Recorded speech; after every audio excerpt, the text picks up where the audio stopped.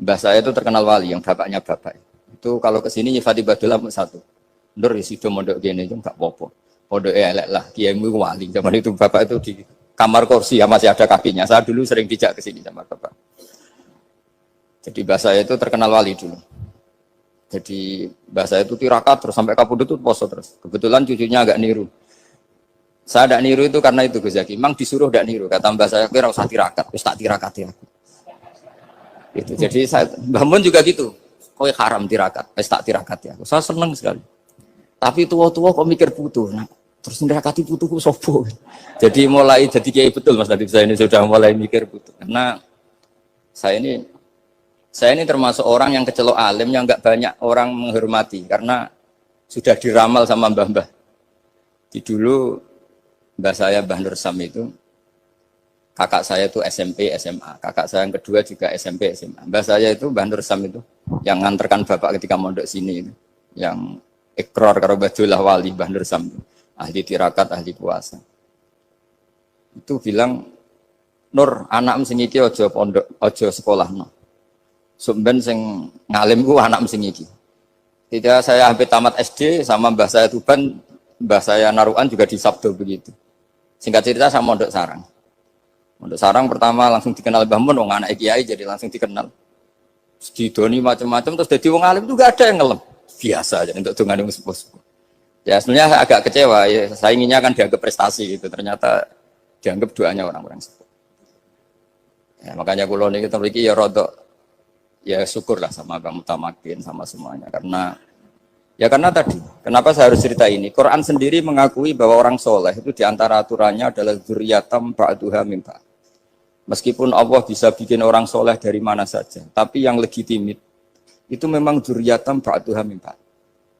Dan kata dzurriyah itu tasmalu auladal inas, kata Ibnu Hajar al-Asqalani, memasukkan turunan yang dari ibu. Meskipun tentu secara wali nikah atau secara disiplin nasab dari ibu itu tidak ngefek. Tapi dari segi fa'innal irqadassas, bahwa sistem tubuh kita itu tetap ada gen dari seorang apa? Ibu.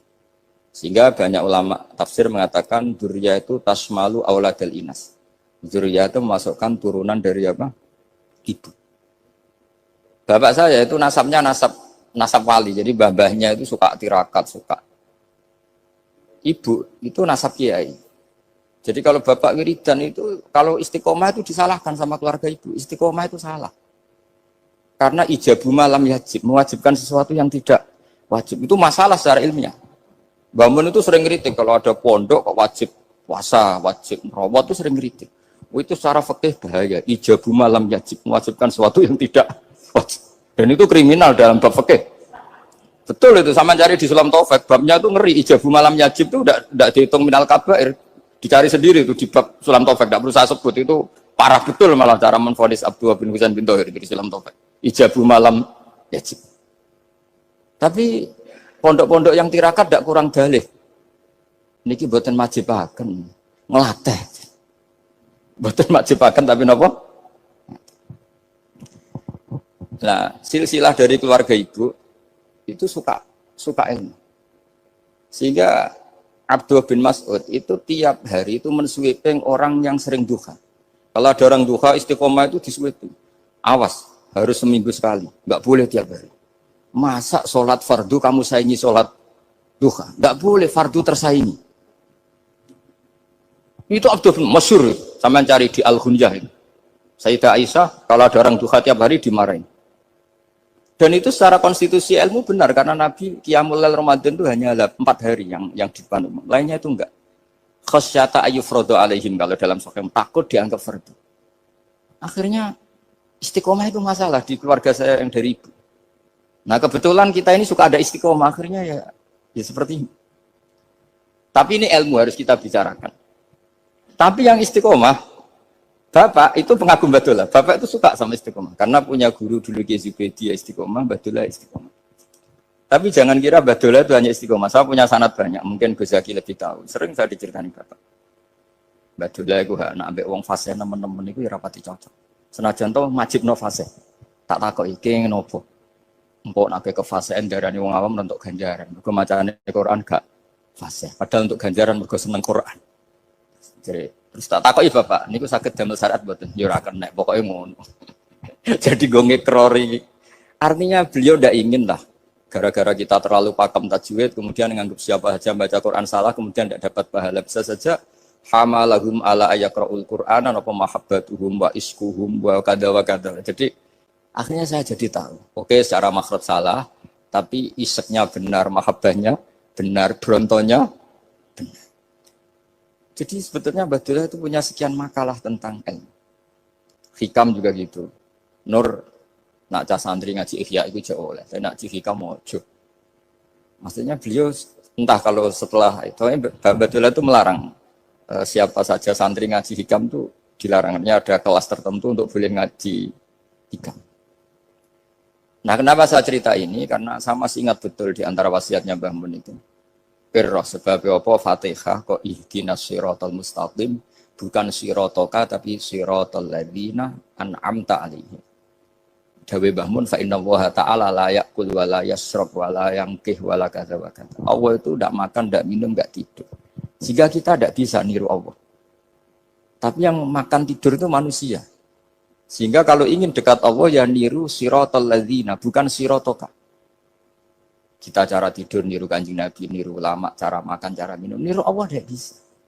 Makanya bukan ihdinas siratal mustaqim siratoka tapi siratal ladzina an'amta. Maka dalam beragama itu butuh master, butuh panutan. Ya tentu Mbah Mun oleh ngendikan pakai luwet orang-orang kuno. Cara Mbah Mun pakai cantolan. Maka saya punya makalah banyak dari Bapak, dari Mbah Mun, dari Mbah Zubair, dari sampai saya itu hafal sanad sampai Rasulullah Shallallahu Alaihi Wasallam. Karena yang bisa mengawal ilmu itu sanad. Termasuk saya di sini bawa kitab Ar-Risalah Al-Qusairiyah. Nanti saya baca beberapa panutan kita. Di sini ada Abdul Qasim Al-Junaidi, ada Abu Yazid Al-Bustami, ada banyak ulama yang ditulis Ar-Risalah Al-Qusairiyah. Dan itu yang membentuk Imam Ghazali, kitab Ar-Risalah Al-Qusairiyah. Tapi sekarang kita ini tidak belajar lagi tentang tasawuf. Tasawuf itu Abdul Qasim Al-Junaidi jadi wali itu bukan wiridannya terlalu banyak. Enggak. Beliau pernah bikin satu kalimat yang menjadikan Allah itu ridho. Kalimatnya begini, kalau malam beliau wiridan gini, ya Allah, kenapa engkau ngasih rezeki saya? Padahal engkau tidak butuh saya. Kalimatnya sederhana. Kalau seorang majikan ngasih servis sama karyawannya, memang butuh pekerjaannya. Orang tua ke anak butuh kasih sayangnya. Tapi engkau ini zat yang tidak butuh saya, tidak butuh kita. Ngapain ngasih? Jadi punya sisi betapa Allah itu luar biasa. Wong tidak butuh kok. Ngasih itu kan luar biasa. Jadi karena mensifati seperti itu Allah itu ridho. Itu luar biasa. Normalnya orang memberi itu kan, apalagi orang memberi kiai itu kacau sekali. 1.000 jaluk swarga. Salam template 1 juta wae jaluk apa? Swarga itu parah lagi. Nanti kalau enggak masuk surga tunda-tunda. Itu ngeri lagi itu 1 juta minta apa? Surga. Sayyidina Ali itu diantara sebabnya beliau dekat Allah itu karena muamalahnya sama Allah itu benar. Di antara muamalah itu yang diriwayatkan di kitab Ar-Risalah Al-Qusairiyah adalah masyhur itu. Kafani izzan antakuna li rabban wa kafani fakhran an aku nalaka abdan. Tiap malam ya beritanya itu. Ya Allah, saya sungguh sangat mulia karena engkau yang jadi Tuhan. Coba kalau saya dituhani manusia yang mati atau dituhani siapa yang mati juga. Wa kafani fakhron an aku nalaka abdan. Saya ini bangga sekali karena jadi budak, jadi hamba zat yang tidak mati. Jadi pakem-pakem yang menjadi masyrab kalau dalam bahasa tasawuf itu yang menjadikan wali. Sehingga yang dikatakan ibadah itu apa? Ma'rifatullah. Mengenali Allah secara benar. Jadi jangan kira wali-wali dulu terus terlalu istiqomah, ada juga. Mereka punya pakem yang menjadikan Allah itu ridho. Saya beri contoh nih di sini banyak makalah nanti saya beberapa baca tabarruk. Banyak riwayat dari orang-orang sufi. Nabi Ibrahim itu pernah ketemu orang Majusi. Beliau terkenal sakhok, terkenal sakhian. Ketika ketemu orang Majusi, ya Ibrahim saya ini sehari saja ngasih makan saya. Kamu kan tukang ngasih makan orang.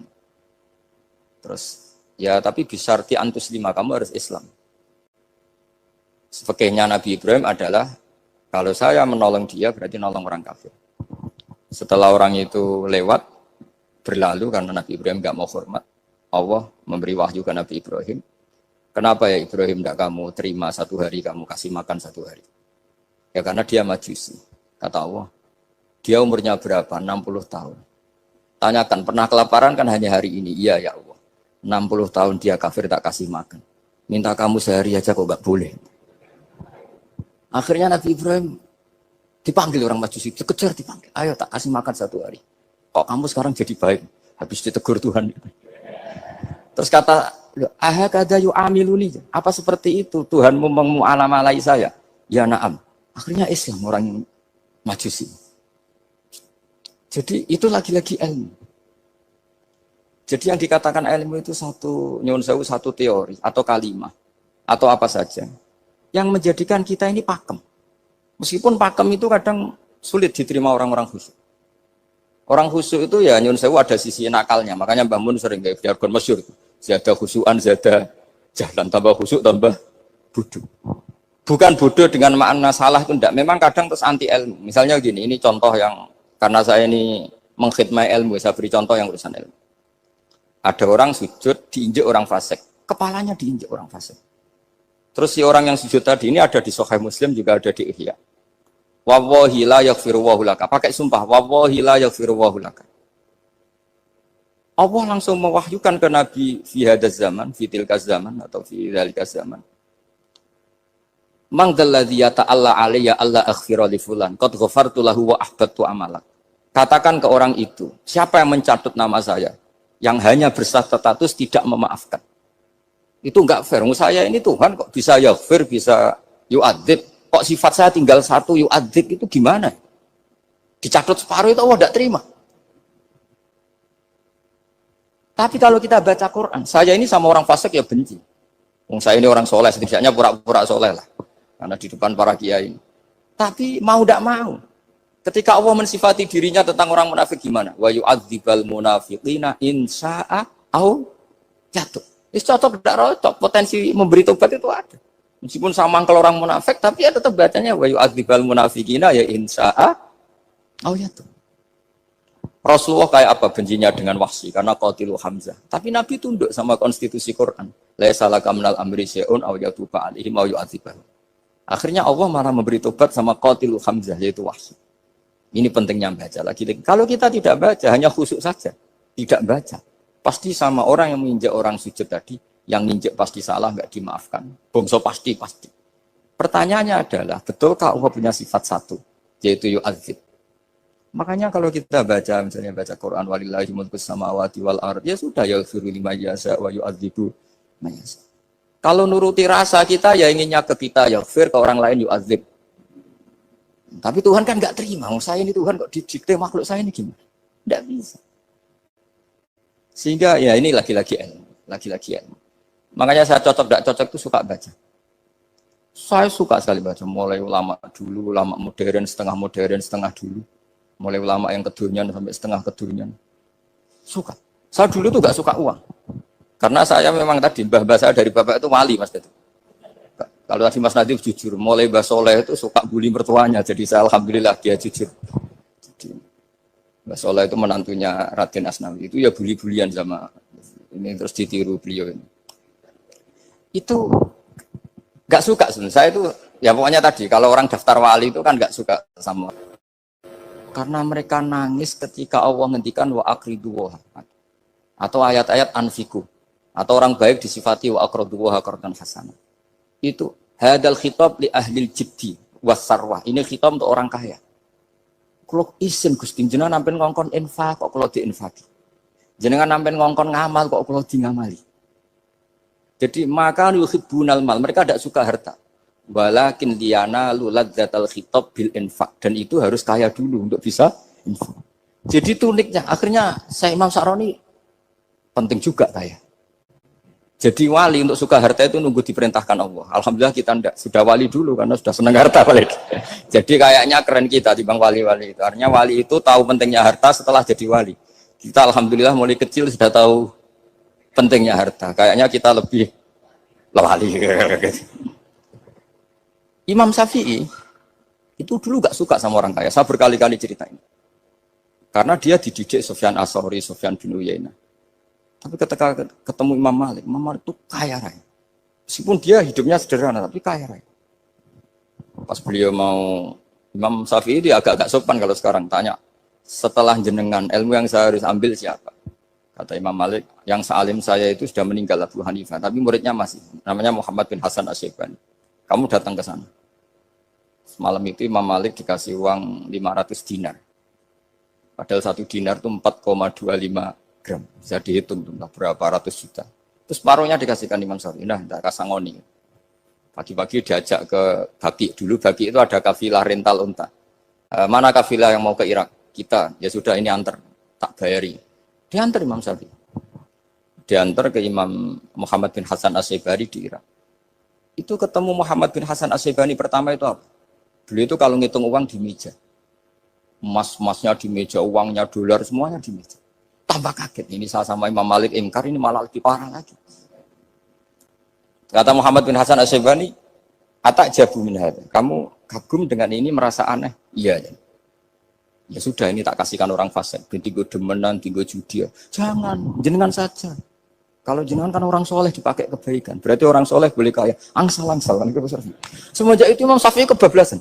Sampai fatwa kiai fakir itu haram. Kiai bisa bikin rumah bagus, bikin rumah jelek. Haram. Suasa al-Islam ya Allah wala yulah. Nah, lagi-lagi kebetulan kita sebelum ngaji Imam Syafi'i sudah seperti itu. Jadi ini justifikasi. Lagi-lagi itu ilmu. Seorang lagi-lagi itu akhirnya saya baca kitabnya Imam Sa'roni namanya Al-Minanul Kubro. Itu beliau cerita wa mimma manallahu alaihi. Kesannya kayak orang sombong. Tapi sebetulnya yang sopan itu yang sombong karena Imam Sa'roni kan bilang, kamu harus memaklumatkan diri kalau antum minal ulama il amilin. Kamu termasuk ulama yang amilin. Terus ditanya sama orang-orang, bagaimana kalau nyatanya enggak? Kamu tadi subuh sholat, iya saya sholat. Kamu tadi zuhur sholat, iya saya sholat. Kenapa ketika kamu maksiat ingat terus, ketika kamu taat tidak ingat? Berarti kamu anggap Allah itu menyesatkan kamu tok, tidak pernah ngasih hidayah sama kamu. Pas delok rondo ning dalan kok maksiat, bar sholat atau syukur, bar zuhur atau syukur, berasa.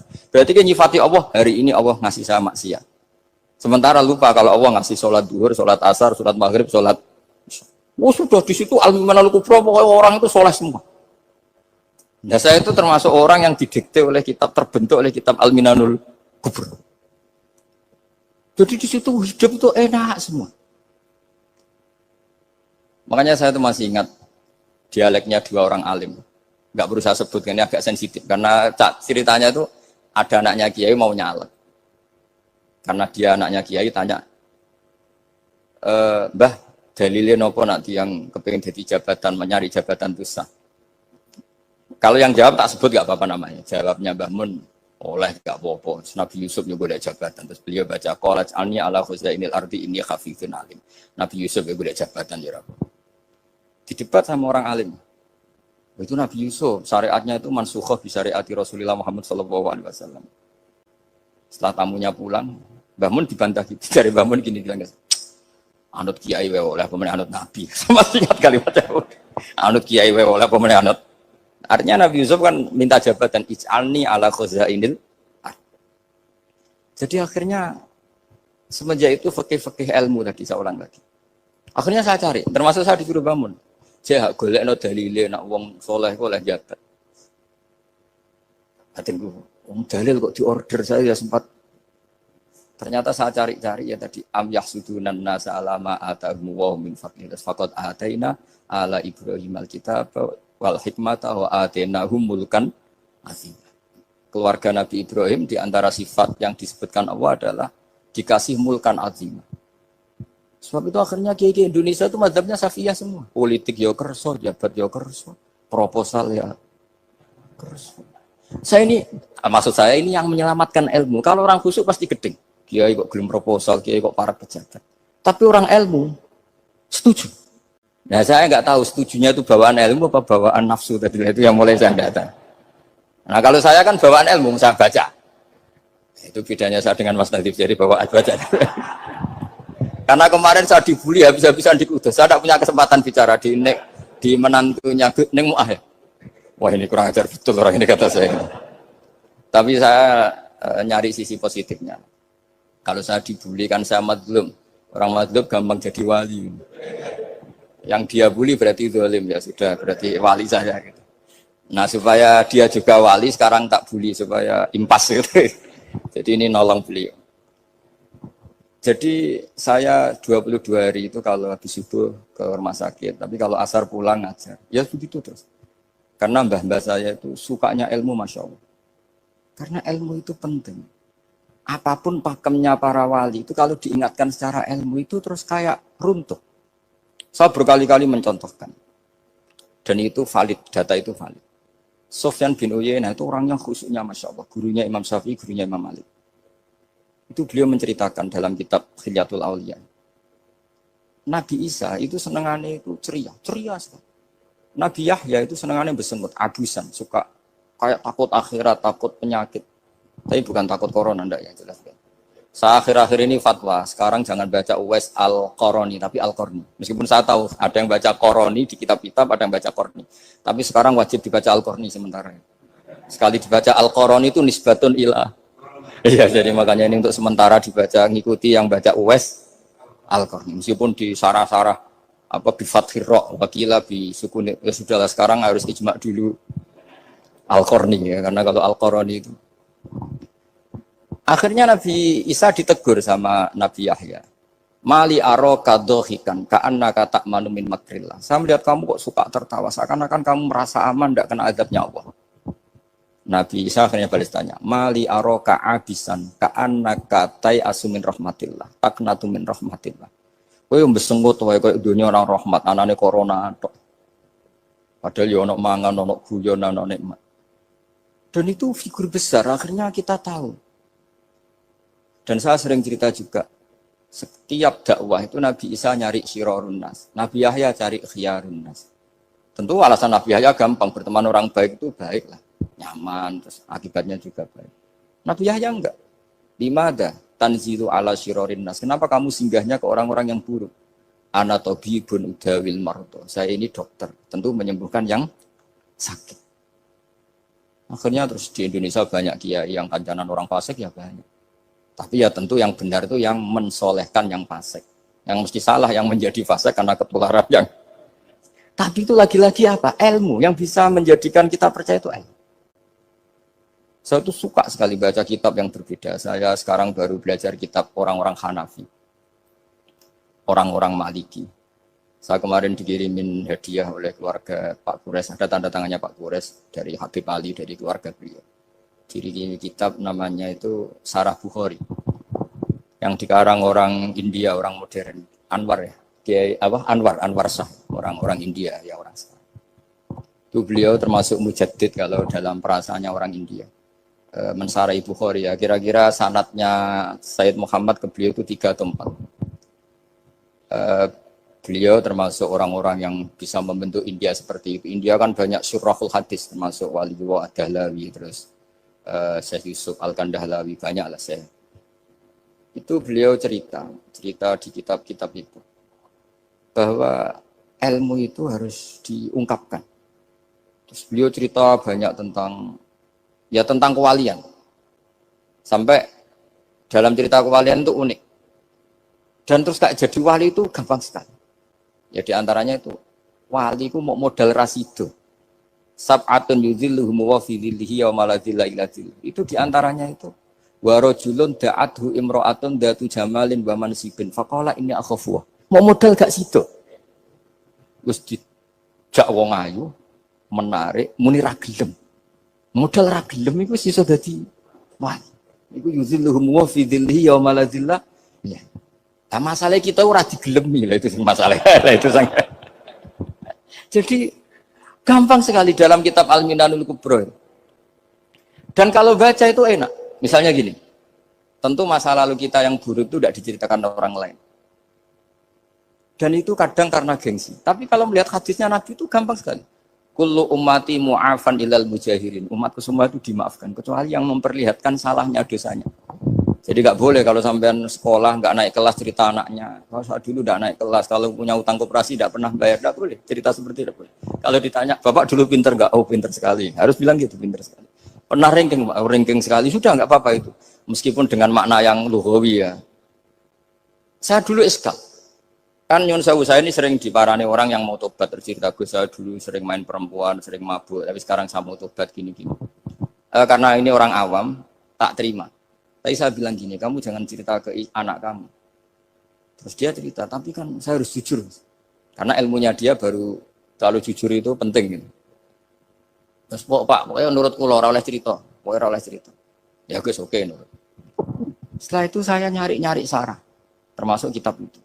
Kok bisa orang yang tidak mujahirin, orang yang menutupi salahnya malah dimaafkan, yang cerita jujur pernah salah malah tidak. Sangat bener. Misalnya seorang bapak cerita, "Cung aku dhisik nak pacaran tak ambung." Misalnya, anaknya mesti suatu saat kan dia puber. Mesti nak ngambung niru bapak ya. Nah, kalau yang cerita itu ribuan atau jutaan. Cung aku zaman yang pondok itu rezekiku kombodoni. Kan terus jadi syariatun mutabah. Apalagi yang cerita ini ternyata jadi kiai, ternyata gitu ya tetap jadi kiai. Jadi kalau pura-pura soleh di rumah pura-pura soleh, seakan-akan di pondok tidak pernah kodok, tidak pernah setor meluntir, tidak pernah apa kan? Katanya, lalu lucunya, oke itu alasan. Alasannya Imam Ghazali itu paling masuk akal. Ini saya cerita, ila aliman barokahnya baca Imam Ghazali. Fa inna wa ta'ala yakrohu zuhurul ma'asi. Wa min asbabi zuhur adalah al-mujahar. Karena Allah itu gak suka maksiat itu begitu kelihatan. Dan awal dari kelihatannya maksiat adalah semua orang cerita. Akhirnya maksiat dianggap biasa saja. Jadi kalau semua orang cerita zaman mondok nakal itu akhirnya semua orang yang nakal. Oh itu niru kiai ini, karena ini niru kiai. Kan repot. Tapi kalau semua kiai sok suci atau suci betul, dan semoga ya suci betul. Kan yang maksiat, yang mau maksiat ini nggak punya alasan karena masternya tidak pernah maksiat. Meskipun sebagian yang sultan nggak pernah konangan, nggak tahu pokoknya yang penting seperti itu. Itu hebatnya konsepnya. Saya dulu ya eskal loh. Kok? Ya tadi kullu ummati mu'afan illal mujahirin. Saya dulu eskal kan. Tapi setelah baca Ihya kata Imam Ghazali, karena Allah itu nggak suka zuhurul ma'asi. Allah nggak suka kalau maksiat terlalu muncul. Dan termasuk sebabnya muncul adalah setiap orang jujur menceritakan masa lalunya. Sebab itu kita sebagai orang Islam yang entahlah istilahnya apa. Kalau istilahnya Mas Najib Islam Nusantara atau moderat macam-macam lah.